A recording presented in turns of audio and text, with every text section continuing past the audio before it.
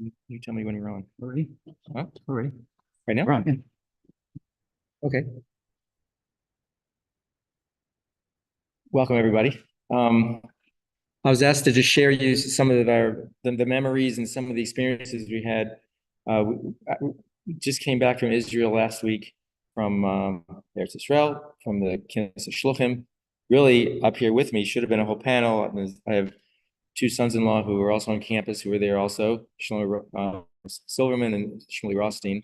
But Shmuel is out of town, and Shlomo, I think he's out. He just came back into town. He was out of town. So I'm here sort of representing everybody. And this is my experience, with what happened. There are others that might, have had other inspirational moments that might have been what touched them. But it was quite an impactful trip. And so I just wanted to share with you some of that. Everybody can hear me, right? Okay. So first of all, this was a Knesset Shluchim, and especially for campus. Normally, the men's and women's Knesset Shluchim for campus, which happens in the summer after the semester is over, usually happens in New Jersey. But Hashgacha Pratis, and because of October 7th, the decision of the organizers was that we had to do it in Israel. And so the plans changed. The women's happened a few days after Lag BaOmer in Israel, and ours, the men's, was the day after Gimel Tammuz. And so for most people, that meant going to Crown Heights and for bringing there. And they had a whole program for the Kinnis, sort of a pre-Kinnis events. And they also had big buses to take them all to the airport to get on the airplanes and fly to Israel. I wasn't a part of that part of it. I was in Crown Heights for the very beginning of Gimel Tammuz, but I felt that I just needed an extra night's sleep before everything started. So I actually flew earlier. And I didn't realize, but the organizers, found out everybody's schedules, and they gave me they shot me a text saying, "Hey, I hear you're going early. We're thinking of going to see Bibi Netanyahu early Wednesday morning to start off the Kinnis. Everyone wants to be going wherever the first stop is. Would you like to join us to be a part of going to see Netanyahu?" I said, "Of course, sure." So that morning, Wednesday morning, and everyone else got on a bus that started in Krachabad, and we were based in Yerushalayim, and we got on a minibus and went to the prime minister's office. And that was, to go to any kind of, international leader for Kollel is a very special thing, and cool to be, in Israel, be there with Bibi Netanyahu speaking to us. That was also, made it even more special. The experience there, we got there, and security, it's like, going to TSA on steroids. They had to check every single thing about you. I had to turn in my passport, and they held onto it for a long time. I don't know what they ran checks on, but everyone, had to turn in their passports and be checked. And then going through the metal detector was not just simply going through, you say take off your belt in certain airports. They took the belt off and felt every single inch of the belt just to make sure there was nothing hiding in that belt. I had to take out my wallet, and they said, in front of me, they pulled out all my credit cards and all the money and everything, and they had to feel and check my entire wallet to make sure there was nothing in that wallet. This is the level of security. We, of course, weren't allowed to have cell phones or anything in the meeting. But what happened was we were led to his conference room, and there are about, I want to say there was something like 20 to 30 of us. About 2/3 of us, I guess, were from all around the world, and the other third were Israeli campus shluchim. And so we were all sitting around this big oval, conference table, and the Netanyahu seat was, in the long ways, he would be sitting right in the middle, facing. So he came in the room this way, and this made a circle around the table to come in, and I just, not knowing any better or whatever, I happened to be sitting right there near the end. I guess people have seen the videos already. But so he walked right past, and I was able to shake his hand, and everybody's taking the pictures. And my son, who's like on all this stuff, he immediately shot out a meme saying, word has it that Netanyahu agreed to come to the University of Pittsburgh for a special Shabbaton. It's all fake news, but he enjoyed spreading those kinds of words, and he got him in trouble a little bit. People were started contacting him like, "Are you kidding me? When is it?" No, it didn't happen. But I mean, as far as actually speaking to me, the only time I ever had a verbal communication with him, at the very beginning, he asked everyone around the room to say who they were and where they were from. So I just told him, who I was and from Pittsburgh. The meeting, again, there's the snippets of that are on a video that can be found, but basically just briefly what happened in that meeting, aside from the photo op, was that the head of the Chabad on campus in Israel got up and read like a proclamation, sort of a post-Gimel Tammuz proclamation stating, the Rebbe's views on Israel and that the prime minister should be strong and continue to work hard for the Jewish people in Israel and et cetera, et cetera. And then after that, Avi Weinstein, no relation to me, but he is the vice president of Chabad House on Campus International, which is sort of a support organization for all our campuses. So he got up and spoke and addressed, Netanyahu and told him, how important he is doing for the state of Israel, what our mission is, et cetera, et cetera. And then the only other person to really speak to the prime minister was the shliach from Harvard, Rabbi Tzvi, because Harvard has gotten a lot of attention with all the craziness going there. And so he basically gave him a lowdown on what was happening. And also, though, just to mention that the Jewish students were rallying together and showing as strong a face as they could. And so the two of them exchanged a few words back and forth, just asking questions and what's the details. And after that, Netanyahu gave us his talk. Again, you might have seen summaries of that. Basically, in a nutshell, he related his first meeting with the Rebbe, which was Simchas Torah, back when he was the UN representative for Israel. And the Rebbe giving him, telling him that he's going into a dark place and he needs to make sure he lights a candle in that dark place. He needs to emanate light in such a place. And the Rebbe gave him a charge of 3 steps. One, Av Yisrael, one is protecting Jews, protecting Israel, and not showing weakness in front of all the detractors and the enemies of the Jewish people in Israel. And so Netanyahu then turned it around and then sort of said, okay, I got that charge and now I'm handing that off back to you on campus. You're on the front lines, the spiritual front lines. You guys, should have that, follow those same 3 steps and stay strong. And that was the meeting. And then we left and rejoined the Kinnis. But it was just a special moment. And I know I got my, 5 minutes of fame, I guess, and a lot of coverage. So that's sort of the Kinnis. I'd say that the Kinnis in general had a lot of very powerful moments for me, but I think for everybody. Of any Kinnis, the idea is to strengthen ourselves.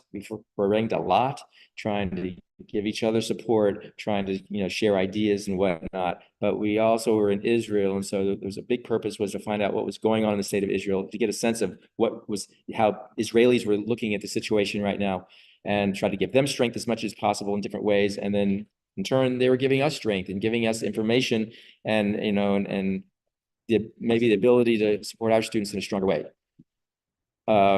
I can go through day by day and minute by minute and tell you all the different things, and I'm not going to do that. I don't have the time to do that. But I'll touch on highlights. So after we left the prime minister's office, we rejoined the rest of the Kinnis. They happened to have been, they went from Kfar Chabad to a little city near Tel Aviv called Kiryat Ono. I don't know if you're familiar with that. It's east of Tel Aviv, near Ramat Gan, that area, and Petach Tikva, that sort of general area. And in Kiryat Ono is a university that supports and actually encourages Haredim to come and learn there. So it's set up in order to be, class friendly, so that they're not mixed sexes in the classroom. It accommodates scheduling, both males and females, but totally separate classrooms, separate everything, and many, many different subjects. So if they want to go into professional fields, here is a way for them to do that, which is kind of an interesting thing. It's unique to have that kind of special consideration. And from there, just a very short distance away is Tel HaShomer, which is where the Sheba hospital is. And there, we met with some wounded soldiers. And for us, we met three male soldiers who had been injured in various ways, from someone who took a direct blast from either a rocket or a grenade or a mortar or something. At that time, he'd already been in the hospital for months. He was an ability where he could walk. He was with a walker to walk. And he still had, he said, about like 100 pieces of shrapnel in his body in various places. And slowly but surely, they were trying to rehabilitate him. His goal was that, you know, his wife was expecting soon with a baby, and his goal was to be able to stand and hold his new baby. That's what his hope was to be. So he's working hard at that. That's just one little vignette. There were three different ones with various issues, all speaking very strongly. You know, they have a lot of determination, and they're not giving up. And so it gave us a lot of strength, just knowing what they're going through. You know, we can then apply. I want to mention that, you know, in the news, if you've been following the news a little bit, just recently, I think it was this week, there was a couple that had been at Nova who's unfortunately, they went into a shelter and the terrorists threw in a grenade, and unfortunately, both of them lost a leg. They just had a wedding. You might have heard about that, right? So the woman, the young lady who just got married, she was in the hospital when my wife was there just a couple of months before, and she got to meet her in the hospital and talking about that from her angle. But it's kind of interesting that, you know, one of the things that we're reading in the family now, just, you know, a different story each day than my story. And so in number 2 is a professor doctor.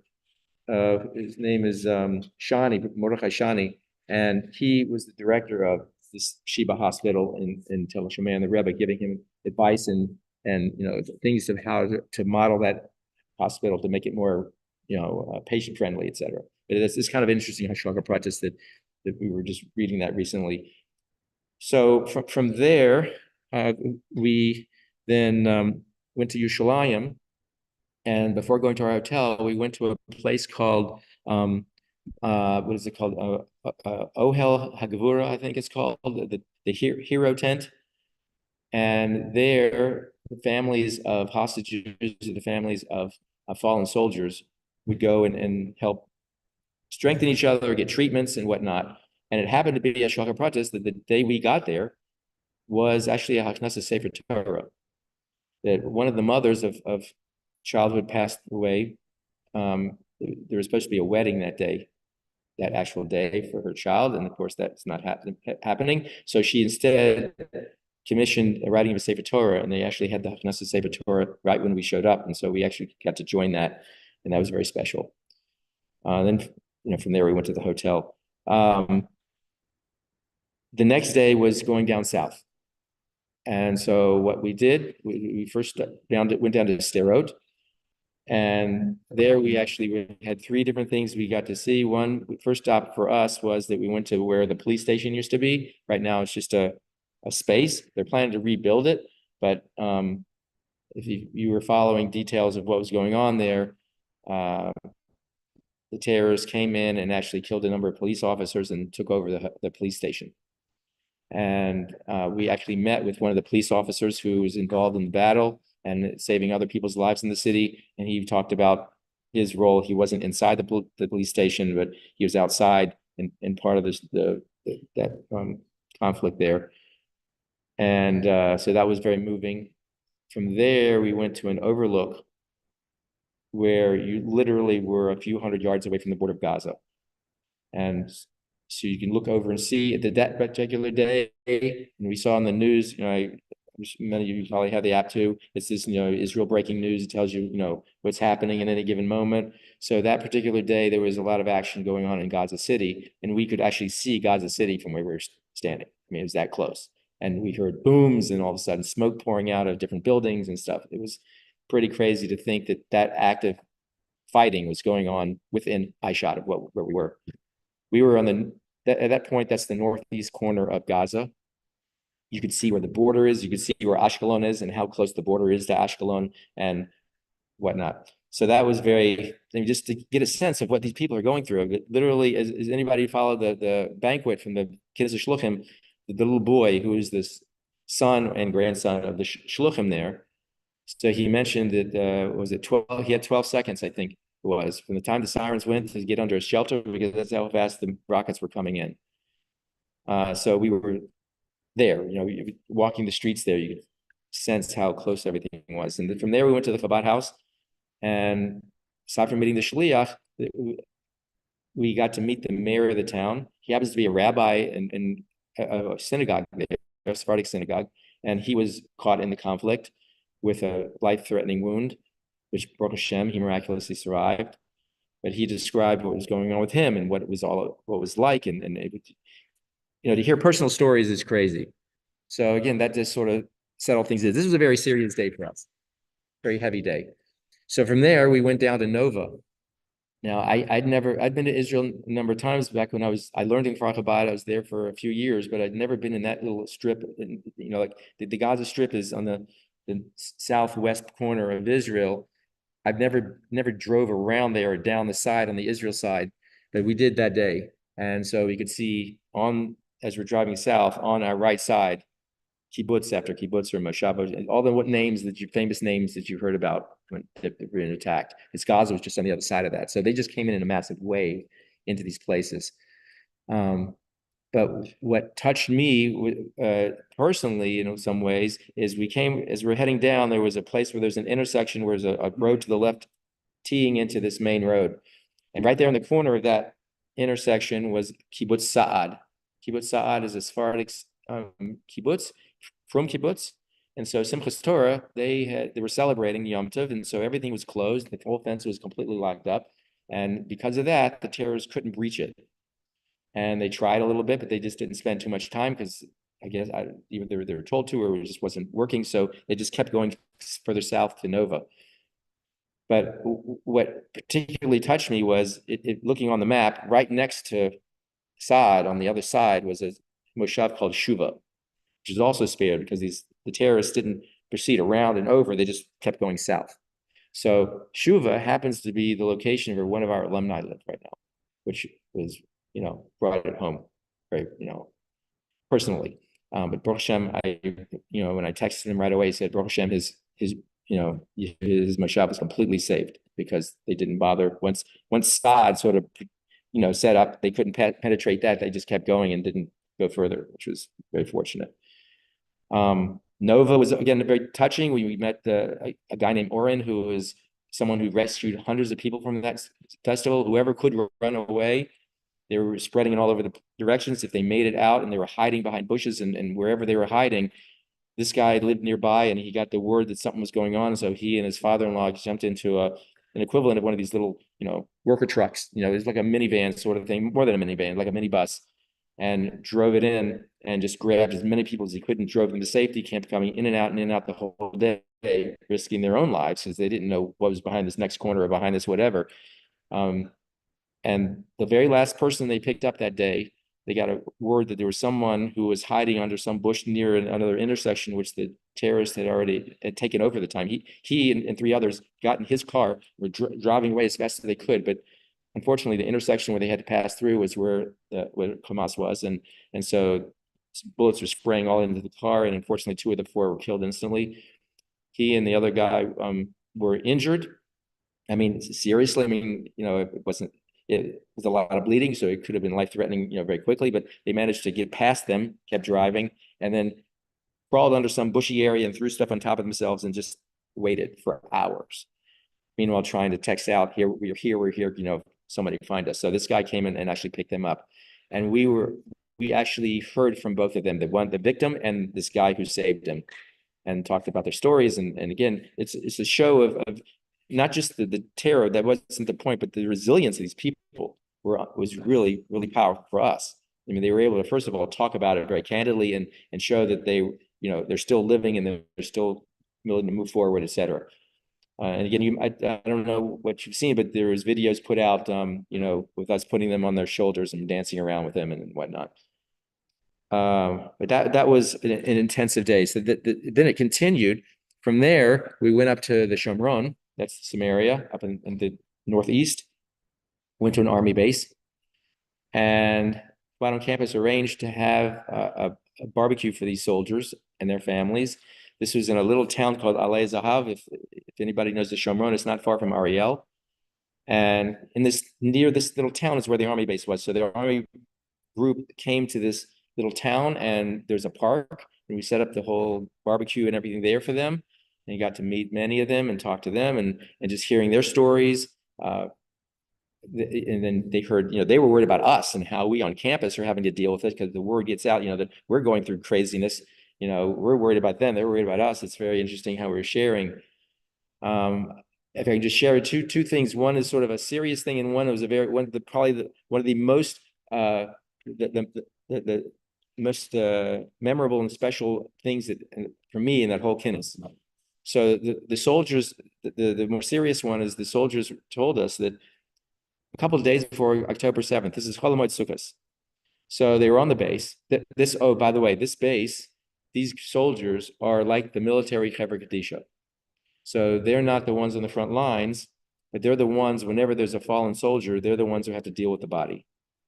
And we're not talking about, it's bad enough when someone passes away and they have to just purify the body, but we're talking about results of an army action. You don't have to go to the details, but it's they have to be sort of Zaka and Hever Kadisha at the same time, kind of thing.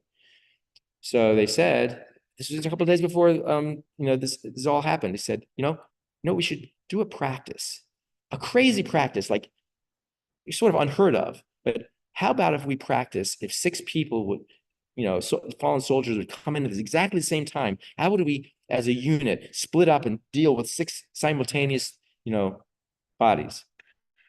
And 2 days later, they got 100 people show, unfortunately. I mean, that's how crazy it was. So they were, even though they hadn't faced bullets and stuff, it was a struggle for them. So now we're interacting with them and talking to them. The announcement was made. Every session we had, some campus shliach got up and did some introduction for whatever it was. So this one gets up and talks about how happy we're here to be able to meet the soldiers and support them, etc. Then he says, "As a special, thing and a gift to the soldiers, I now want to introduce you to Ishai Rebo." So Ishai Rebo shows up with his band and has a private concert with us. Now this is sort of after my time kind of entertainment, but all my kids, love him. He's like a rock star in Israel. I mean, some of my kids, my adult kids, paid like $100 to be up high in the bleachers to be able to see him in a concert. Here he is, as he's standing as far as I am to the wall right there, and he's dancing. And then he jumps off the stage and he's dancing with us and singing all the famous songs that, if you don't know the songs, your kids know the songs. It's one of these famous things, and it was really, really special that he would come and do that. And so in the middle of all that, of course, immediately once the music started, the campus shluchim were grabbing all the soldiers and anybody else we can get in the middle, and we're dancing with them all, and it's a really special thing. One shliach in particular, after he grabbed everybody he could in an army uniform, he was looking for anybody else to grab. So again, this is in a park, and a little like a playground kind of park. And on the other side of the park from where we are, it's on a hill. So just on the edge of the hill, there's a few, I guess, apartments or something up there. And there was a number of kids. So we ran up to try to grab some of the kids. Must have been kids from, soldiers or whatever. Grab kids to bring him in. And he went to one child, must have been 6 or 8 years old, I don't know. And so he spoke in Hebrew, "Hey, come on, let me dance." And he was a little hesitant. His mother was standing there. He felt like he wanted to, but he didn't really want to. So he says, "I'll tell you what, I'll put you on my shoulder. Will you come?" He says, "Okay." So he put him on the shoulder and ran back down the hill and started dancing, and literally took the kid face to face with Ishai Rebo. I mean, you're making a tight circle like this, and he's literally 2 feet away from him. This kid was beaming. And so after the dancing was over, he walks him back up the hill and drops him off to his mother. And his mother's like teary-eyed, emotionally. She said to the shliach, "You have no idea what you just did. No idea." She said, "My husband, his father, was killed on October 7th. And we had to move out. And so we moved in with my husband's brother's family. That's where we are right now. And the husband's brother is now, he was also sent right into the action in Gaza, and he's still there as of this time we're there." And so she said, "My little son every day stands by the door waiting that maybe one day his uncle will show up for dinner, or he half was expecting another, army group walking up like it happened to his family, saying his uncle's no longer with them. And she said since October 7th, and this is months later, we're talking about 8 months later, has never had a smile on his face once, not once. You today put a smile on his face like never before. You have no idea how you helped my son. It's like, oh, I mean, that made the whole, for us, I mean, that was like, if that's all we did, that was it. But, Baruch Hashem, we were able to, dance and sing with a lot of the soldiers and the families and whatnot. And a number of us brought candies and snacks. And so we were handing them out to the families and the kids. And, it was just a very special moment. So that was Thursday, dealing with that issue.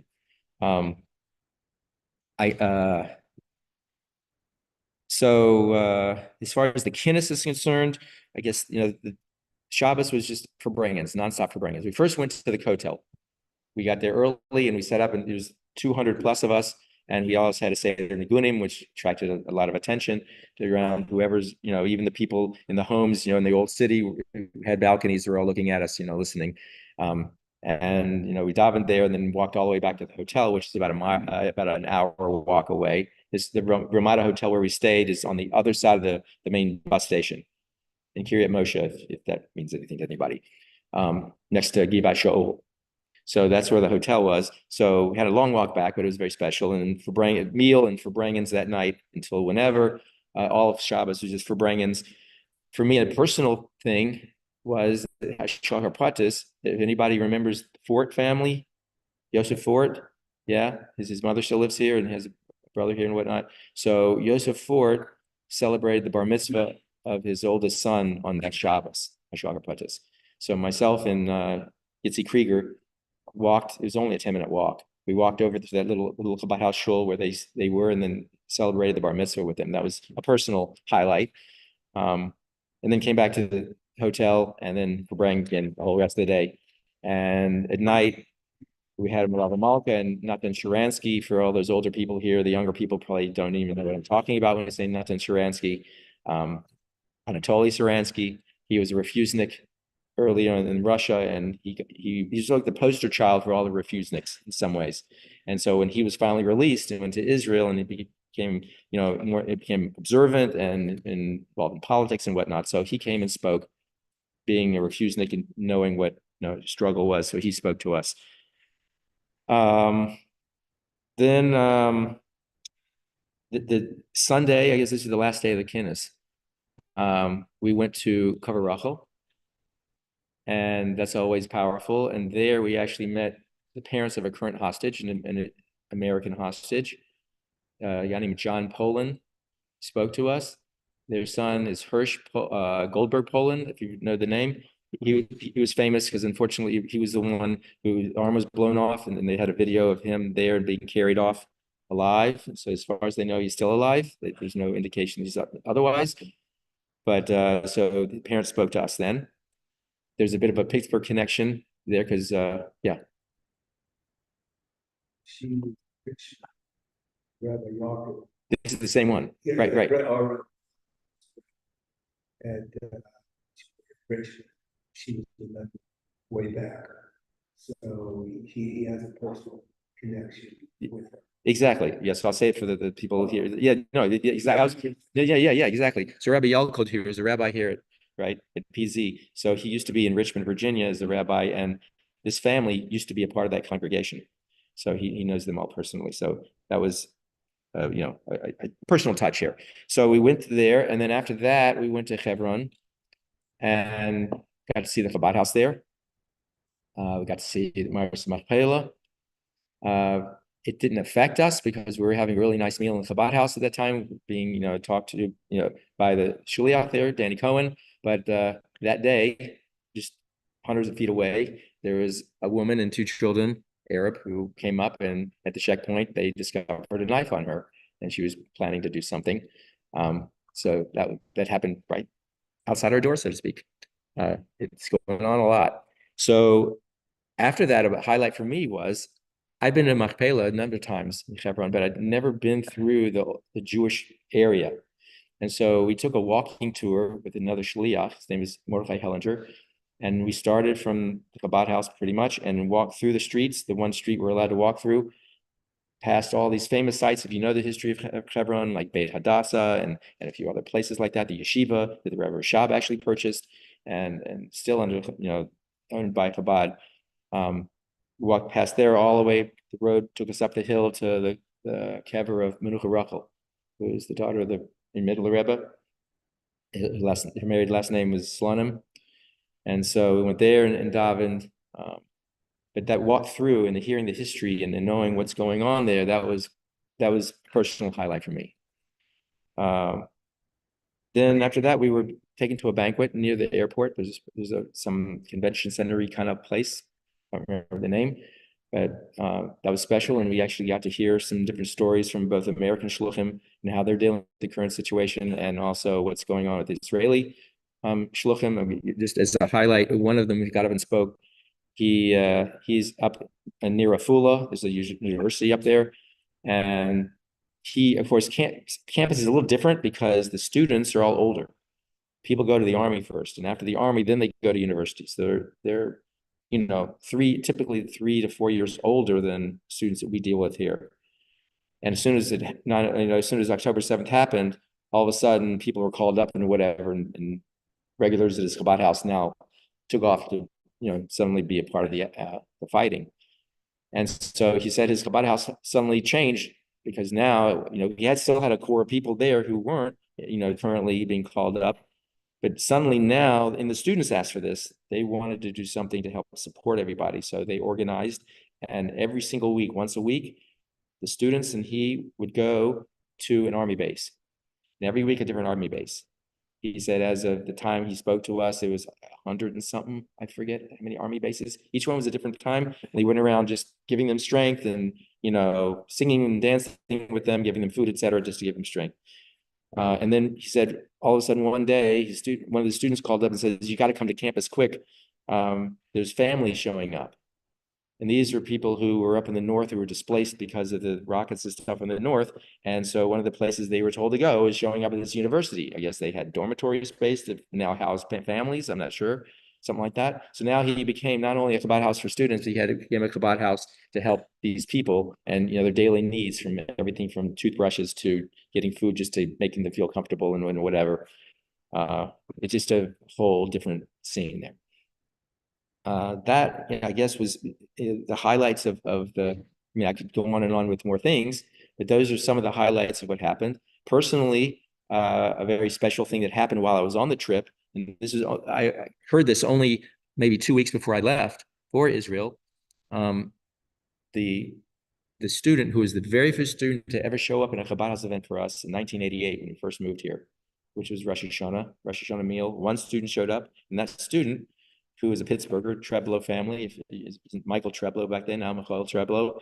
Baruch Hashem, he's a rabbi now. He's has a family living in Manchester, England, and he was marrying off his first child in Manchester. And he told me that he was doing it, assuming that I would just wish him mazel tov, because, flying to England would be, from America. But this was the day after our kinnis. And so I quickly arranged it. So from Israel, instead of going back to America, I went to England and got to dance at a chasana, a very special chasana. So that was, again, a personal highlight of what was going on there.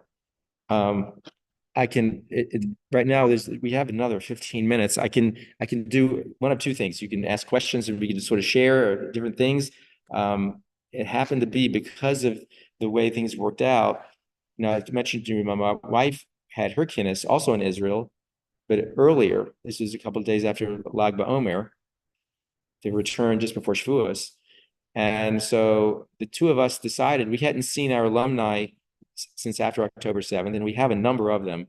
To give it an example of the extent of it, when in 2018, we took administrators to Israel on a special trip. You might have heard me tell you that story before.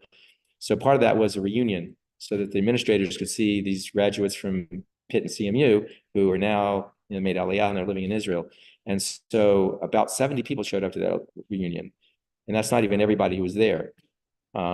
And so we have a lot of people there. That's why I mentioned it. And so we wanted to visit these alumni. We wanted to say hi, give them strength, just be there for them a little bit. So the question was, my wife was going for her kinnis. I went for my kinnis. Now, would I then, in addition to that, go to Israel with her for her kinnis? And so while she was doing things, I would visit alumni. And then afterwards, we would stay an extra week and visit more alumni. Or would she come and do the same thing at mine? So the decision was mainly financial because the plane tickets were a lot cheaper back in May. So I flew at the same time she did.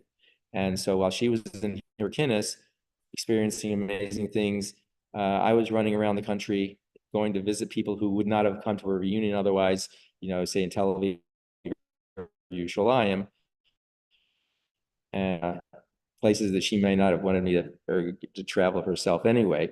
So I can share if anybody remembers Saul who's here. He's a Pittsburgh. So if you've heard stories of what goes on in Hebron and the craziness there, they're like 40 minutes even further out.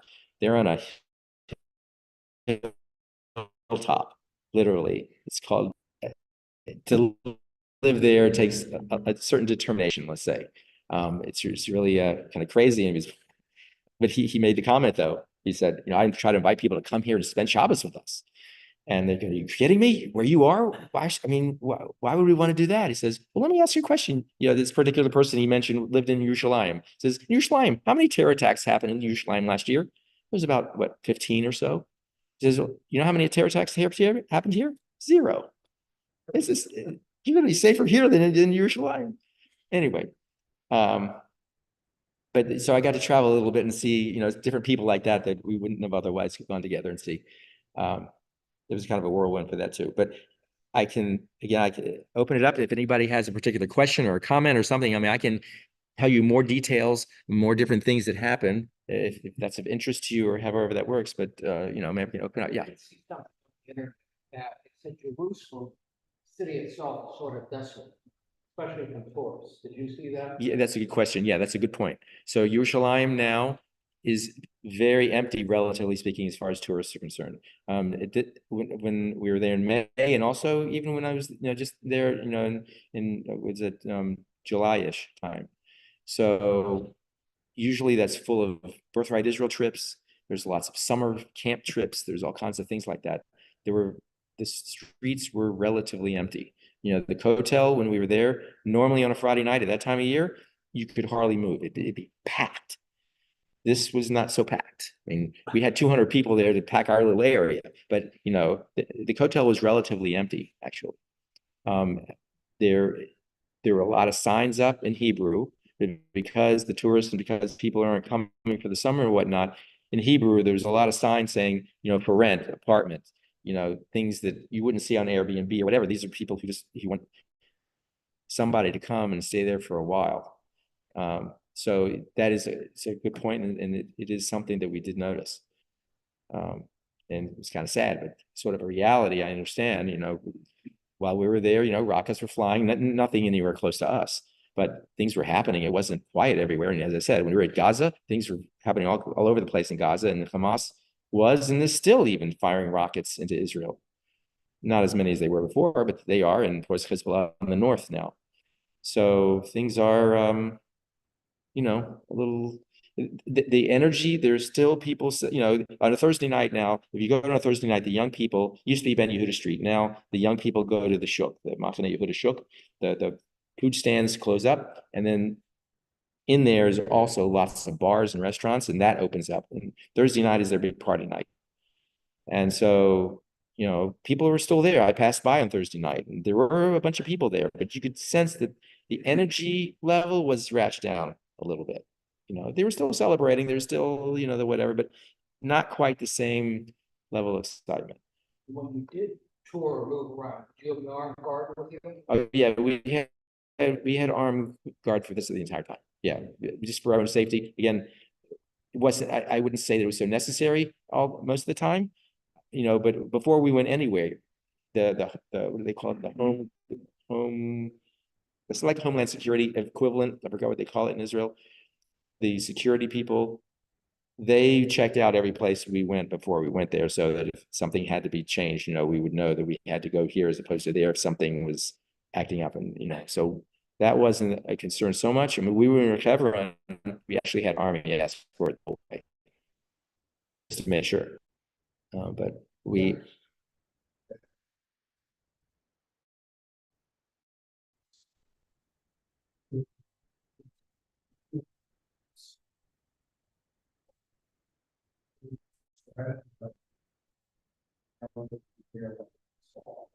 Right, Chris. So the question is that during this Knesset, there's a lot of seeing Israelis, but were there also sessions where talks and discussions how we're to prepare ourselves on these campuses here for the fall? So yes, there was that. There was against that. There's Campus International, which is this big support organization for all the campus Shluchim around the world. And by the way, I should just mention, I didn't officially mention it, but this Kinnis was the largest men's Kinnis of campus since they started these things. And there was 14 countries represented. So the US, Canada, Mexico, of course, Russia. I think that's it. So there's a lot of people from a lot of different places and all, at different levels, different degrees of experience and whatever is going on. And different people were sharing, it wasn't all just a speaker getting up and talking, but it was a lot of interaction going on. And this, so the Quad Campus International, they have a whole organization within them called the Advocacy on Campus Task Force, which is here to support when things do get crazy. This last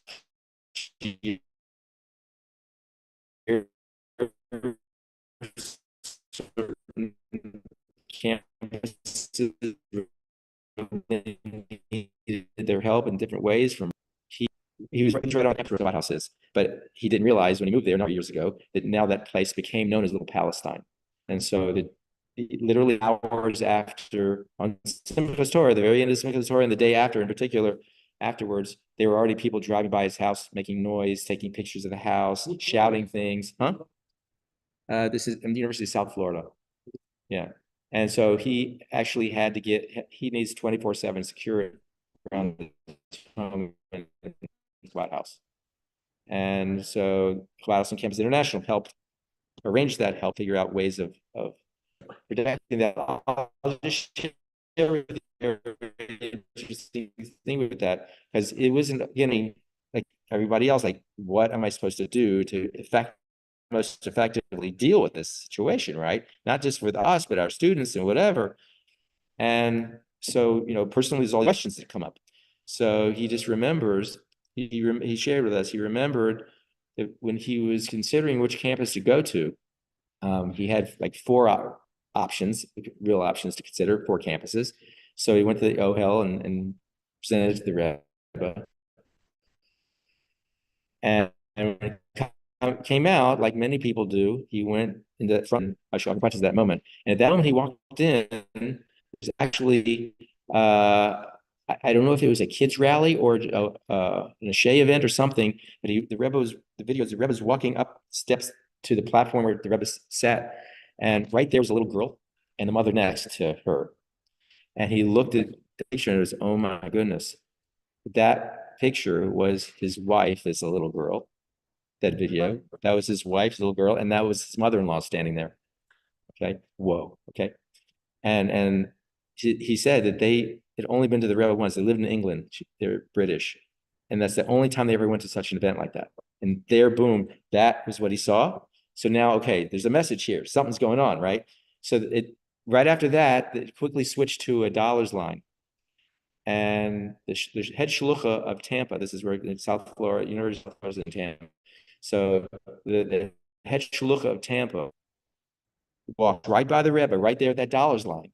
And the Rebbe gives her $2 and says, this is for your entire Mosid. And that's not usually in normal Lashon. He didn't say this is for your Mosid, this is for your Chabad house. This is for the entire.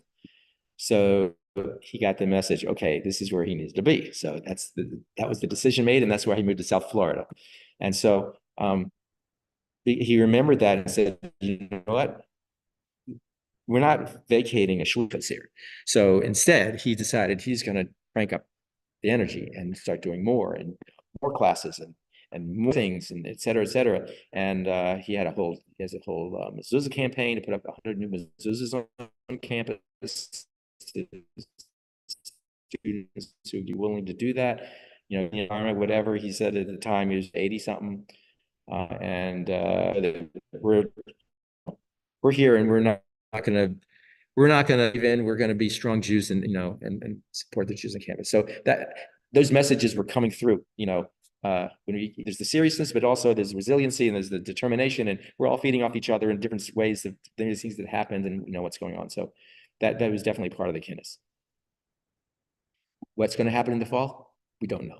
But I don't think it's going away we have the gula. As soon as the gula happens, of course, it's all going away. We have a totally different picture, right? But Al Pittsburgh, if it's going to continue up into the fall, even knowing this was what happened in Pittsburgh, you guys were all aware of it, follow the news. There was 2 encampments we had at Pittsburgh, at the University of Pittsburgh. First one was on Pesach, and that was a minor one. That was, they were first on campus, and then quickly moved over to Shanley Plaza, which is the city property, and they set up all their tents and, all this interesting how all the tents looked like they were all the same tents from the same maker, whatever, all spontaneous, of course. But there were the signs or whatever, but it was relatively quiet, meaning they weren't coming out of their encampment and yelling and screaming at people like other places have seen. They were in there just presenting their ugly signs and whatever.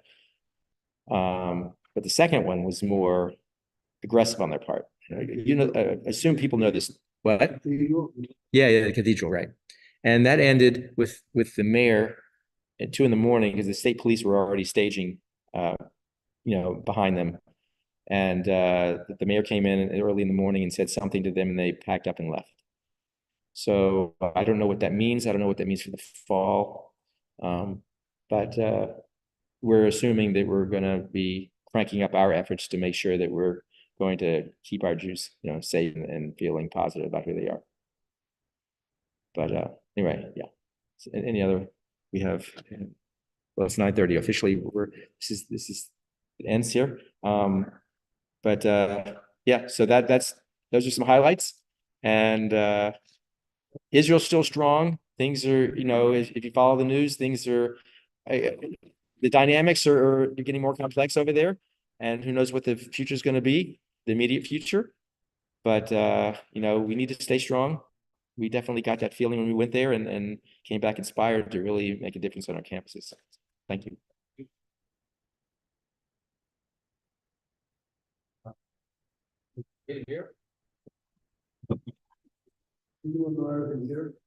I think we need to, because they've already davened Marvin there, haven't they? They davened at like 10 after or something. Do we have 10 people to make the minyan? Yeah.